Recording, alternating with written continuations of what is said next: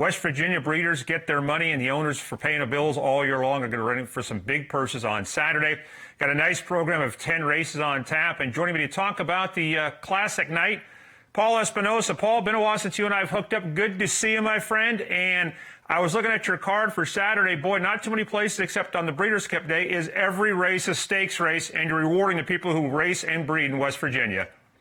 Absolutely. I agree with you, Kurt. First of all, it's been far too long. But yes, the West Virginia Breeders' Classic, before there was the Charlestown Classic, this was the night, and it still is the night for the backbone of our product. It's the 39th annual West Virginia Breeders' Classics. Of course, the late, great NFL Hall of Famer Sam Huff. He saw what the folks down in Maryland did with the Maryland Million, and he said, I want that here. And so that we got, because pretty much whenever Sam put his mind to something, he was going to make sure it got done. And the breeders here in West Virginia are better off for it. As again, looking at the 10 race card, over $1 million in purses, and of course headlined by the race named after the late great Sam Huff, the $300,000 Sam Huff West Virginia Breeders' Classic. So again, just a really great field, top to bottom, some intriguing storylines throughout the course of the card. Really looking forward to a fun night here in West by God, Virginia. Yeah, I mentioned that the other night, Paul. The late, great Jim McKay. Maryland Million was the first of those races, and then Sam Huff brought it to West Virginia. Great night of racing. Let's talk about one of the features, the 8th race for the fillies and mares. There's a couple of real win machines in here. The two favorites, 21 wins from 44 starts. That's The Sky is Falling and Overnight Powwow. These are two really nice fillies. Absolutely, and we'll start off with Overnight Powwow, and she is probably the most valuable horse running on the card, of course, with that outstanding West Virginia bred pedigree. She is, of course, a full sister to the Grade 1 placed and graded stakes winning Late Night Powwow, but not just her. You also had Wadib, Duncan Idaho. Both of those horses going to be running on this card as well. So again, the Blue Hen Mare, Holy Powwow, and the perennial top stallion for Bow Ridge Farm, Fibersond. And I like to tell folks, again, that might not be familiar. They obviously, if they watch Charlestown, they're very familiar with the stallion himself, but his backstory is he's an unraced half-brother to Speightstown. He's by Unbridled Song, and the McKees really struck gold with him, and obviously so many runners over the years. You talk about Late Night Powwow, Overnight Powwow, of course, Runnin' to Love Ya, so many others, Muad'Dib, that have been sired by this prolific West Virginia stallion. And so this daughter of Fibersond, I think, again, I made her the favorite. I feel like people love to bet her. It's been an interesting campaign. It's been far from picture perfect from last year's win in this race to this year. Again, all 4.5 furlong prep races, so she's going to have to probably deal with some other speed on the front end and really call on some of that class. And one thing's for sure, you know that The Sky is Falling is going to be rolling late and picking up the pieces, just a matter of whether or not Overnight Powwow can hang in there. That's great background in Fibersond. I never knew that, Paul. That's really interesting. Sometimes you take a shot in this game, you roll the dice, and it pays off big time with Fibersond. Here's The Sky is Falling, another very, very nice mare, a 6-year-old mare. She's 12 for 29, and she's ripped off 3 straight wins. Like I mentioned, she's definitely going to be the one that's going to be closing in, that you're going to hear from late. You can see there, it was obviously a short field on Charlestown Classic Day in the Sadie Hawkins, so it's kind of going to be a double-edged sword. I feel like she's going to get more of an honest pace in this race, but she's going to have to negotiate a little bit more traffic than she has in a couple of her recent races. So, again, I feel like there is enough speed, and just with the fact that this year for Overnight Powwow, it hasn't gone exactly to plan. I think she got a little bit banged up in her stall earlier on in the year, so hence you didn't see her kind of get cranked up as soon as they probably would have liked. And so just it kind of feels like one of those years where they've been playing catch up, and in the meantime, The Sky is Falling has been running bang up race after bang up race, and I just like the setup. And obviously a couple years ago on this card, Arnaldo Boca Chica won 8 of the 9 races. Then there are 10 races now. Jeff Runco was the trainer of 7 of those. Wow. And so anytime that those two team up, you're definitely going to want to take notice. But of course, if you play Charlestown, you already knew that. On to the 9th race, the Sam Huff West Virginia Breeders' Classic, in honor of the late Sam Huff, who meant so much to the state of West Virginia and horse racing. A field of 10, a couple of E's down on the bottom. The 8-horse, Teaching the Release, the 7-5 choice on your morning line, Paul. Yeah, and, he has answered the 3-turn test before, the 3-turn question, and in fact, he's beaten his top 2 rivals in both Ronaldo and Muad'Dib while doing that in the Funkhauser. We're getting a look at his blowout win in the Frank All Memorial, and, he's a horse that, again, I do feel pretty confident that he's going to be the favorite.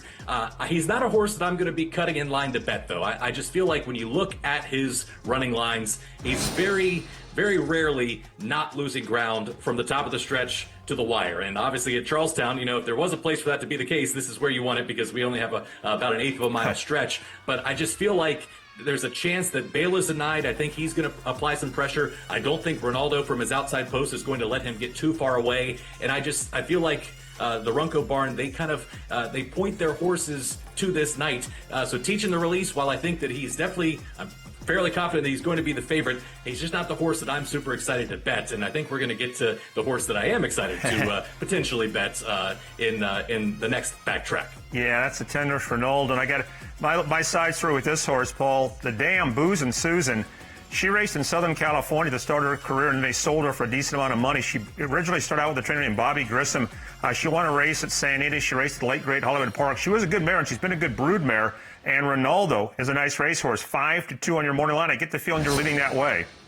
That would be the lean. We're getting a look at his win last year in this race, and this was kind of his breakout performance. The horse right to his inside was Juba with the Twist, who was the odds-on favorite that night. Down at the rail is Muad'Dib, of course, a horse who finished second to Art Collector in the Charlestown Classic and has won 2 editions of the Sam Huff West Virginia Breeders' Classic as well. He's getting a little bit long in the tooth. I kind of feel like Ronaldo is the now horse. He started off the year really well. I thought that race in the mud was really impressive. He finished out in the center of the racetrack, and Arnaldo Bocachica had him under a hammer hold. And he kind of struggled to kind of maintain that form the rest of his campaign, but I feel like he's starting to round back into it. And like I mentioned, this is a night that Jeff Runco and his team definitely point to. And fun fact, the folks might be able to put 2 and 2 together, but Ronaldo is in fact named for the combination of Jeff Runco and Arnaldo Bocachica. And oddly enough, Jeff Runco's wife is named Susan. So, we kind of connect everything there. So Ronaldo would be the pick for me. And again, I think that he's the mile and an eighth is less of a question mark for him. He's certainly proven it already. I just like him a little bit more given the setup in this spot, but should be a fun renewal, that's for sure. Can I throw what price at you, Paul? I was on the last time this horse ran. Bale is denied. I don't know what the horse beat, but I sure like the way the horse won. That was the first time going the distance, and to me, it looked like a horse who will be okay going a mile and an eighth. I know it's a big step up to face these kind of horses, but did you like that horse's win last time out and the price on him? I did. I worry a little bit about, he is a 3-year-old. He's going to be stepping up to take on older horses for the first time. I would have liked him a lot more if Teaching the Release would have gone to the Onion Juice, which is, again, one of the earlier races on the card, just because I feel like he might be a horse that obviously ran really well on the lead last time out. Talk about, we obviously already touched on Fiberson, and I know I've heard you talk about the Great Windsor Castle along with Juba many times before. Those 2 prolific stallions as well. So again, he's the up-and-comer. He's the least exposed of some of the others, so I kind of like that as well. We kind of know what most of the other runners in this field are. He's the one that certainly has the upside, and I think that definitely at a price, he's going to be a price. I think that he'd be a good option. Paul, before I let you go, I love these kind of state-bred days. Back in the day in California, Cal Cup Day was a big, big deal. It's kind of dropped off. We had Gold Rush Day at Hollywood Park. What I liked about it, and I want to ask you, is it the same there? You get the local people out. It's a big party. People are rewarded for breeding and spending money all year. Everyone knows everybody else. Even when you get beat, you're rooting for somebody because you know them. I mean, it's just a great atmosphere, these kind of state-bred nights.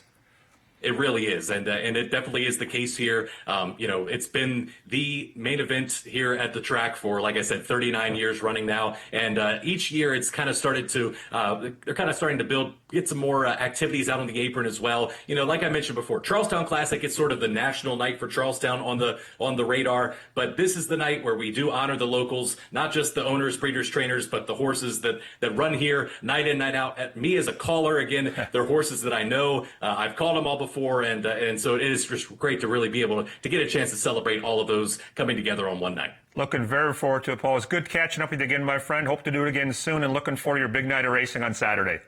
Sounds good, Kurt. Likewise. Thanks so much. Thank you. Paul Espinosa from Charlestown. And yeah, I really mean that. Back in the day, anyone old like me remembers when Cal Cup was a big, big deal. It's really, I don't want to say fallen apart. It's morphed into a combination of Gold Rush Day and Cal Cup Day, but it's not the same. It was a big deal back in the day, as was Gold Rush Day at Hollywood Park. So we're looking forward to West Virginia Breeders' Classics coming up this Saturday night here on FanDuel Television.